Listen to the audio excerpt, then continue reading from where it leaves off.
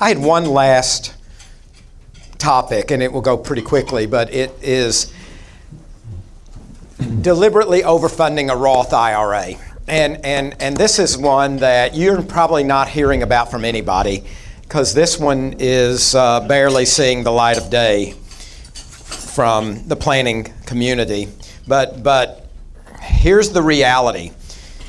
If you do what the income tax code says, and you dot every I and you cross every T, even if the results are miraculously good or too good to be true, you win.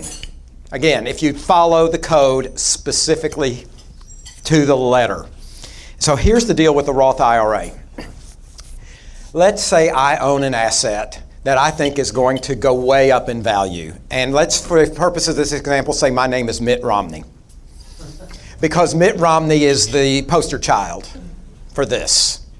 Okay? You wonder, how did Mitt Romney get mega amounts of money in a Roth IRA when you can only contribute, $5,000 a year or whatever? How did it happen?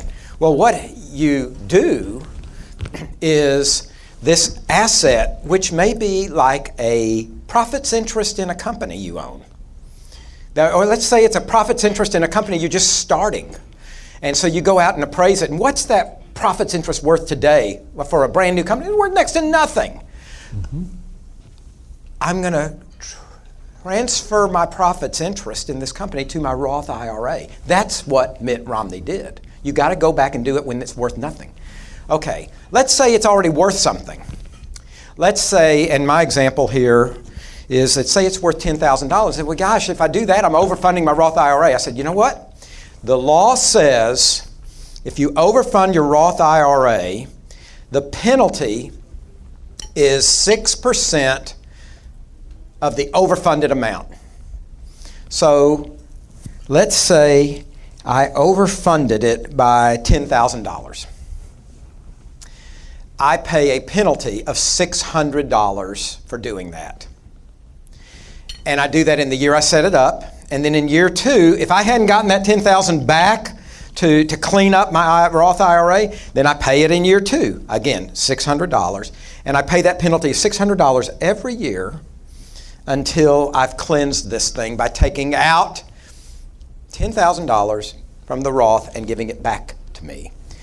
What the law also says is that $10,000 asset that I put in there that I was overfunding it, if that 10 grew to 100, my penalty is still based on 10. The penalty is calculated based on the original amount you overfunded the Roth. Again, this is the law. And if the 10 grew to unlimited. If the 10 grew to 100, grew to $1 million, your penalty is $600 a year.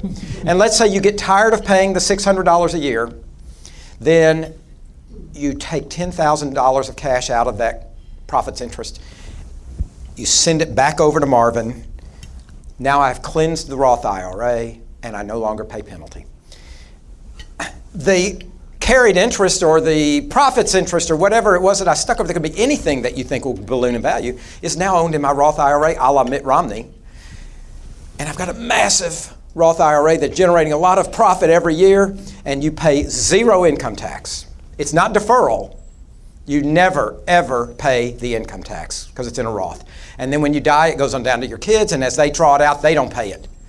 So it's pretty cool, but nobody talks about deliberately overfunding a Roth, and I am sharing this with you for those who want to explore this. Again, your tax preparer is probably never going to bring this up to you because they're not going to. They're going to say, not so far. How can you overfund? You shouldn't be allowed to do this. This doesn't smell right. I'm going to quote to you from a case. This was a case handed down a year ago, February of 2017, called SUMA, S-U-M-M-A, SUMA Holdings.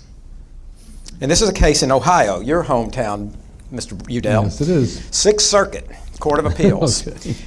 says the taxpayer did something kind of like this. It was a little different, but it was a similar deal. It was they were skirting around the Roth IRA contribution limits.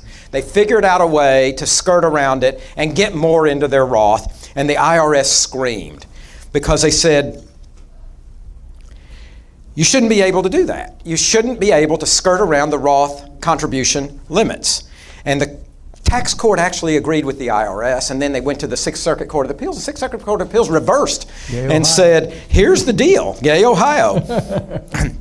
It says, the Benenson family, to its good fortune, had the time and patience to understand how a complex set of tax provisions could lower its taxes. Roth IRAs are designed for tax reduction purposes, and that's just how the Benensons used them. And it goes on to say stuff like, the government is saying this is bad because it's tax avoidance. The court said, this is not tax avoidance, this is text avoidance. You're not following your language. And it goes on to say, if this was a mistake, then it's up to Congress to fix it. And if Congress sees transactions of this sort as creating an improper loophole, it should fix the problem. But it tells the IRS, you can't do it, and it tells courts can't do it. That's up to Congress, and until Congress sees this and shuts it down, it's open season on this deal. So bottom line, if you've got an asset that you think is going to rise in value, put it in the Roth IRA. Put it in your Roth IRA. You're overfunding it. Pay the 6% penalty on it every year until you can finally cleanse your IRA, and then the asset's sitting over there, ballooned up in value in your Roth IRA. Good deal. Thank you.